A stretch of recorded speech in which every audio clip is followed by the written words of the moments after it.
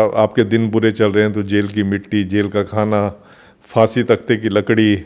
अगर बच्चा आपका पढ़ाई में कमज़ोर है तो उसकी ताबीज़ बना के फांसी के तख्ते की लकड़ी के वो गले में डाल देते हैं। शुरू हो गई जहाँ की पहले 10-15 होती थी, 35-40 डिलीवरी जेल में होनी शुरू हो गई। एक अंधविश्वास था कि जेल के अंदर अगर आपका बच्चा पैदा होगा तो वो लड़का होगा। एक कोई लाल किताब है, उसमें लिखा हुआ है। भगवान कृष्ण भी जेल में पैदा हुए थे ना। विमेन प्रिजनर्स बहुत बढ़ रहे हैं आजकल।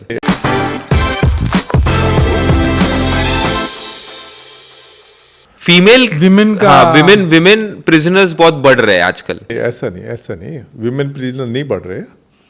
विमेन प्रिजनर तो अगर पूरे आप हिंदुस्तान का देखेंगे 23 विमेन जेल हैं, तो विमेन प्रिजनर तो नहीं बढ़ रहे। विमेन प्रिजनर तो उतने हैं। मैंने अपनी किताब में एक मेंशन किया हुआ है हाँ कि 2003-4 के आसपास ना हमारे यहाँ हर साल जो है करीब 15 के करीब डिलीवरी जेल के अंदर होती थी। अभी भी है 15 के आसपास के प्रेग्नेंट होती हैं औरतें।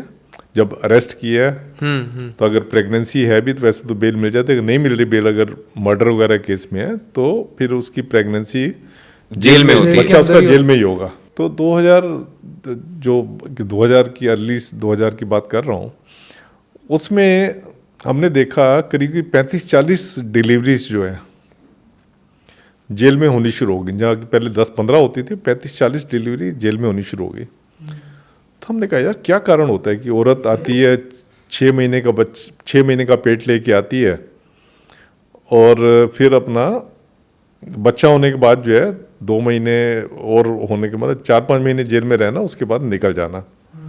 वो ज़्यादातर औरतें आती थी एक्साइज के केस में। झुग्गी झोपड़ी की बच्ची औरतें होती थी एक्साइज के केस में कि शराब की बोतलें आपने ज़्यादा रख ली, तो पुलिस को कोई कंप्लेंट कर देता था इसके घर में इतनी शराब की बोतलें पड़ी हैं, तो पुलिस पकड़ लेती। पुलिस को भी अपने केस मनाने होते हैं। तो पुलिस भी उसमें खुश होती थी, वो भी खुश होती थी, वो जेल के अंदर आ जाती थी। जेल में अंदर आने का कारण ये होता था कि उनको एक गलत फहमी थी, एक अंधविश्वास था कि जेल के अंदर अगर आपका बच्चा पैदा होगा तो वो लड़का होगा। क्या समझा नहीं। जैसे भगवान कृष्ण भी जेल में पैदा हुए थे ना। हाँ, तो उनको ये होता था कि जेल में पैदा होगा तो लड़का ही होगा। तो उनको ये भ्रम था। तो जो लड़की भी तो हुई होगी ना कभी। हाँ, तो फिर हमने क्या किया, जब इतने अब हमने कहा अगर जैसे अभी तो 35 औरतें हैं, 40 औरतें हैं, हाँ। तो धीरे धीरे तो ये औरतें वगैरह काफ़ी बढ़ती जाएंगी, ऐसे प्रेगनेंसी का केस लेके आएंगे। फिर मैं प्रेस ऑफिसर था, मैंने फिर अखबारों में दिया कि इस साल 35 बच्चे हुए, उसमें 20 लड़कियां थी, 15 लड़के थे।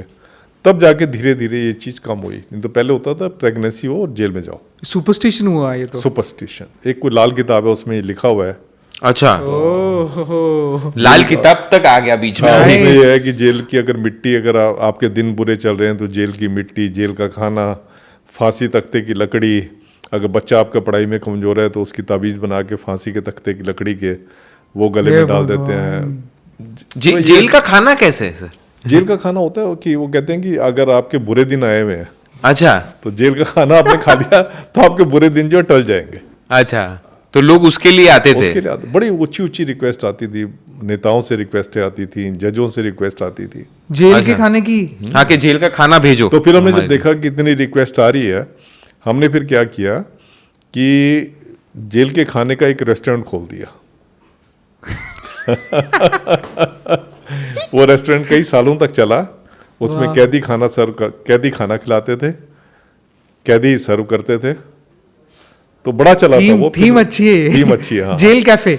हाँ, जेल कैफे। Jail cafe. हाँ। मैंने अभी सुना कि आपके बुक पे एक फिल्म भी बन रही है।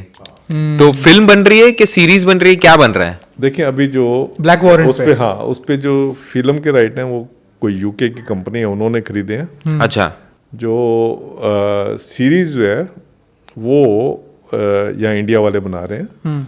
विक्रमादित्य मोटवाने हैं डायरेक्टर हैं उसके, और एप्लॉज एंटरटेनमेंट करके आदित्य बिरला ग्रुप की प्रोड्यूस कर रहे हैं। दोनों मिलके जो है वो बना रहे हैं। उसमें शूटिंग तो मार्च में पूरी हो गई थी। उसके बाद अब एडिटिंग वगैरह चल रही है, तो शायद 2-4 महीने में लगता है कि वो बाहर आ जाएगी। और ये कहाँ पे आएगी? ये सीरीज अभी उसका शायद फाइनल नहीं हुआ है, अच्छा ओके पर जो भी बेस्ट OTT प्लेटफॉर्म होगा, जो भारत का बेस्ट होगा, वर्ल्ड का बेस्ट होगा, उस पे आएगी, ये तो आप मान के चलो, वेरी गुड Nice. सर क्योंकि इतने बड़े बड़े प्लेयर इसमें इन्वॉल्व हैं, तो सब अच्छा होगा। ये OTT सीरीज मुझे लगता है हम तो जरूर देखेंगे और पूरा इंडिया भी देखेगा, हाँ। क्योंकि कौन नहीं जानना चाहता है कि एक जेल के अंदर Internal- एक्चुअली क्या होता है। हाँ बिल्कुल, जेल जो है क्लोज इंस्टीट्यूशन है, हाँ तो मैंने लिखी क्योंकि तो लोगों ने, क्या होता है कि आजकल की जो जनरेशन है, उनको सॉफ्ट क्राइम की स्टोरी बहुत अच्छी लगती है। आप देखो कि जितने टीवी पे हैं, जितने क्राइम के शो हैं, सारे सुपर हिट जा रहे हैं, हर हाँ, एक हाँ। किसी भी Yes, टीवी पे चले yes. जाओ। करेक्ट। तो इसलिए क्योंकि मेरी ये सॉफ्ट क्राइम स्टोरी है, तो हिट इसको जाना चाहिए, और मैंने इसलिए लिखा था ताकि जेल के अंदर क्या होता है तो लोगों को पता होना चाहिए कि जेल के अंदर क्या होता है।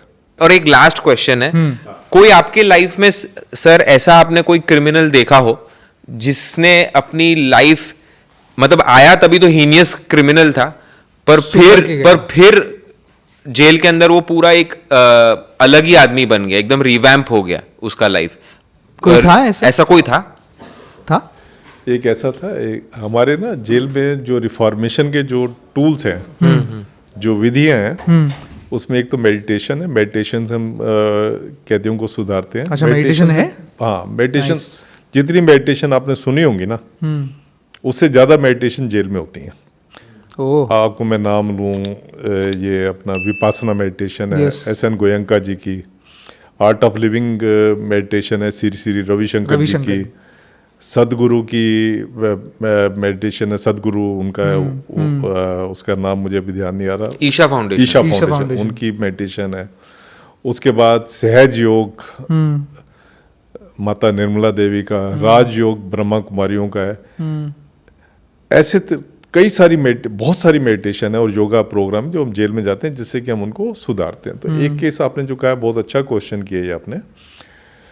क्या था कि 1994 में हमने विपස්සना का एक कैंप लगाया था जेल में, जिसमें करीब करीब 1200 लोगों ने विपස්සना के प्रोग्राम में, उसमें खतरनाक कैदी भी थे, दूसरे भी थे, जिन्होंने विपස්සना का कोर्स Attend किया, हाँ। हमारे यहाँ एक प्रिजनर था, लियो गैजनियर, नाम मुझे अभी भी याद है, नॉर्वेजियन प्रिजनर था। हाँ। तो वो NDPS केस, जो ड्रग्स का केस होता है, उसमें वो जेल में आया। तो जेल में जब वो आया, तो जैसे एक ये फॉरेनर्स होते हैं ना, खासकर जो गोरे फॉरेनर्स होते हैं, इनवेरिएबली ये लोग जो है बड़े एजिटेटेड होते हैं जब जेल में आते हैं। इंडियंस को गाली निकालते रहेंगे, थूकते रहेंगे, भले इनमें बहुत ज़्यादा सुपीरियरिटी कम्प्लेक्स होता है। ओह तो ऐसे ही लियो गैजनियर नॉर्वेजियन वो था, गोरा चिट्टा था, तो गालियाँ निकालता था, हर एक से लड़ाई करता था, और कम्युनिकेशन गैप भी होता है, वो उसको हिंदी नहीं आती थी, कम्युनिकेशन गैप हो जाता था। और छोटी 18 से 21 साल की जेल में था वो, इसमें जवानों की जेल में, जिसको किशोरों की जेल में था। तो अब हम लोग जेल बहुत परेशान थे हम लोग कि ये बंदा इतना गाली निकालता है, ये ऐसे अपनी, क्योंकि उसमें 10 साल मिनिमम कैद है NDPS में, 1 लाख रुपए जुर्माना है, कैसे अपना टाइम ये काटेगा। हमें फिर ये भी डर होता है कि सुसाइड ना कर ले, कुछ और ना कर ले। जो ऐसे लोग होते हैं, काउंसलिंग की बहुत ज़रूरत होती है। तो उस प्रिजनर को सुप्रीम जेल ने सोचा कि इसको हम मेडिटेशन करवा देते हैं। उसने इसको मेडिटेशन के कोर्स में डाला। उसने आर्ट ऑफ लिविंग और विपස්සना मेडिटेशन दोनों की। पहले एक मेडिटेशन की, उसको थोड़ी थोड़ी समझ आई, क्योंकि इंग्लिश हिंदी दोनों में कोर्स होते हैं। तो उसने 2 कोर्स, ऐसे करते करते उसने 10 कोर्स कर लिया। उसने 10 कोर्स कर लिए, तो उसको लाइफ का मतलब समझ आ गया कि लाइफ क्या है, व्हाट इज लाइफ। हाँ, व्हाट इज, जिसको ये व्हाट इज लाइफ का समझ आ गया ना, मतलब हाँ, वो आगे गलत काम तो करेगा ही नहीं। करेक्ट।